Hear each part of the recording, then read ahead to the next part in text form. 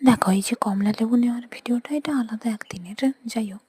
তো তারপরে এই যে মানে কমলা লেবুর ছালাগুলো, এগুলো আগের মোটামুটি শুকনো হয়ে আছে, আবার রোদে দিতে হবে ভালো করে শুকনো করার জন্য। তো সেই জন্য আমি নিয়ে যাচ্ছি, রোদে দেবো।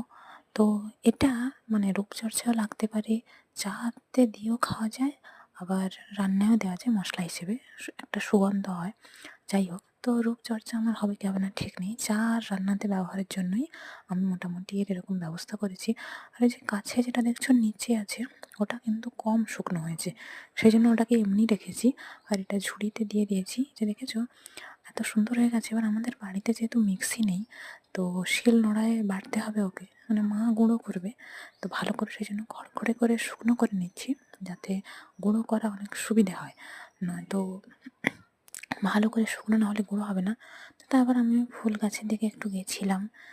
তো যাই হোক, তো সেটা কেন গেছিলাম জানো তো, এখানে আম গাছের গোড়ায় এই যে ছালগুলো, এইগুলো নষ্ট হয়ে গেছে, সেই জন্য ওগুলো সার হবে, আম গাছের গোড়ায় দিয়ে দিয়েছি। মানে ছেতানি পড়ে গেছিলো, কয়েকদিন রোদ হয়নি, সেই জন্য রোদে বের করা হয়নি। তো এই যে দেখেছো, এগুলো দিয়ে রেখেছি। এবার যখন ভালো মতো মুচমুচে মতো হয়ে যাবে, মানে এমনিতে গুঁড়ো হয়ে যাওয়ার মতো হয়ে যাবে না, তখন আরও সুবিধা হবে।